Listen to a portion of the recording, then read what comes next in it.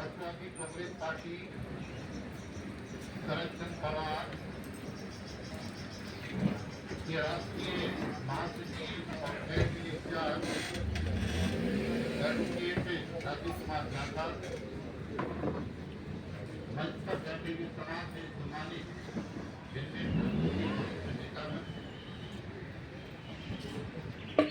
और दिल्ली के अलग अलग कोर्नर से आए तमाम सम्मानित साथियों, बुजुर्गों, हमउम्र साथियों और नारी शक्ति की शक्ति हमारी समाज।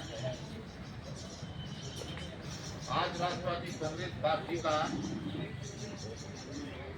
27वीं वर्षगांठ है, स्थापना दिवस है। 10 जून 1999 में आदरणीय शरद पवार साहब के नेतृत्व में, उनकी अगुवाई में इस सोच से पार्टी का गठन हुआ था। और बहुत कम लोगों को ये जानकारी होगी कि देश के अंदर आज 28 पार्टियां रजिस्टर्ड हैं। उन तमाम पार्टियों के अंदर राष्ट्रवादी कांग्रेस पार्टी एनसीपी एक ऐसी पार्टी है जो अपनी स्थापना के सबसे कम दिनों के भीतर, जिसने देश के अंदर एक राजनीतिक रूप से चुनाव आयोग के पैरामीटर के हिसाब से राष्ट्रीय पार्टी का दर्जा प्राप्त किया था। इतनी जल्दी कोई पार्टी राष्ट्रीय पार्टी नहीं बनती। और तब से लेकर ये अब तक तमाम राज्यों के अंदर पार्टी ने अपना वर्चस्व स्थापित किया। हम सब लोग आज पार्टी के स्थापना दिवस के अवसर पर पार्टी के संस्थापक और राष्ट्रीय अध्यक्ष माननीय शरद पवार साहब की लंबी उम्र की कामना करते हैं और गर्व महसूस करते हैं कि उनकी पाठशाला का एक छोटा सा छात्र बनने का हमें मौका मिला, कुछ सीखने का मौका मिला। देश के सबसे वरिष्ठतम राजनेताओं में उनका कद है और हमारे बीच में जितने लोग बैठे हैं, इतनी तो उनकी उम्र भी नहीं है जितना उनका राजनीति की कैरियर का सफर है।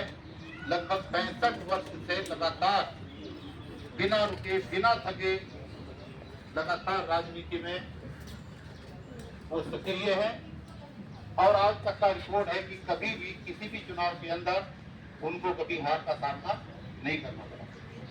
तो आज ऐसे लीडर की लीडरशिप के अंदर हम सब लोग, दिल्ली के लोग, अलग अलग मोर्चों के माध्यम से, दिल्ली प्रदेश के माध्यम से, लोकसभाओं, जिलों, वार्डों, विधानसभाओं के माध्यम से पार्टी को अपने अपने स्तर से बढ़ा रहे हैं।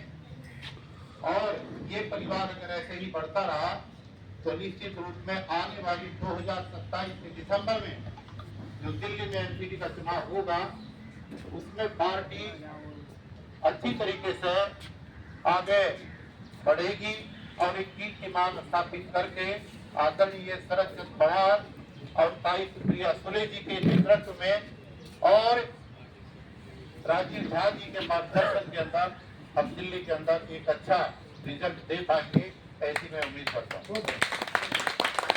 हमारे जितने पदाधिकारी हैं उनसे मेरा अनुरोध है कि अपने अपने क्षेत्र के अंदर चाहे छोटी ही सही एक छोटी छोटी मीटिंग का आयोजन करें, ताकि उस मीटिंग के आयोजन के माध्यम से जो कार्यकर्ता अभी हमारे दिल्ली में जुड़ चुके हैं वो तो जुड़े ही हैं, बाकी उनके अलावा भी कुछ लोगों को उन मीटिंगों के माध्यम से पार्टी की विचारधारा से, शरद पवार साहब की विचारधारा से अवगत कराया जा सके और आने वाले चुनाव के लिए तैयारी की जा सके।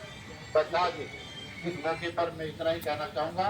और आज के इस आयोजन में सबसे महत्वपूर्ण योगदान हमारी बहन और लीडर, राष्ट्रीय लीडर सहनवाज जी का और सहनाज जी, सहना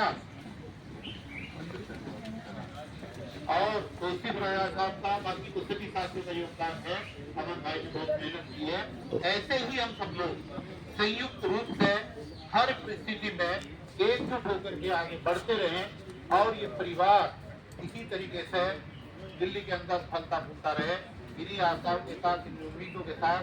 और अरे आगे तो दे, पूरा बात खत्म नहीं हुई अभी मेरे भाई, तो नाम की जाती थी, मेरा नाम अभी पहले बात खत्म तो हो जाने दो यार।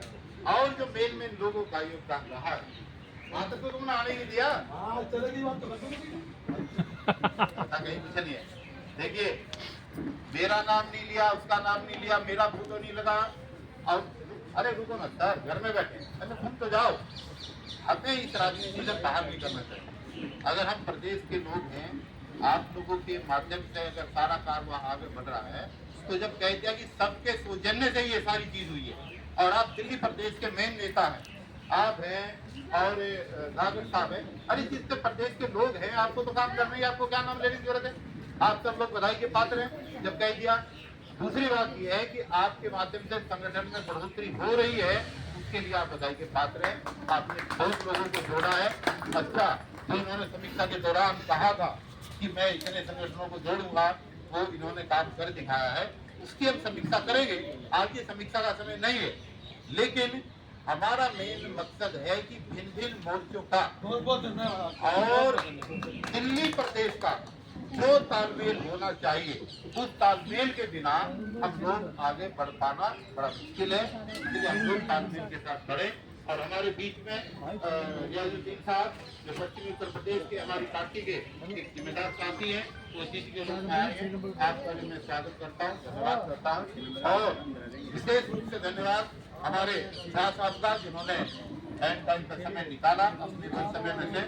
और क्योंकि ये केक है दोस्तों, ये गर्म होकर के पिघल जाएगा।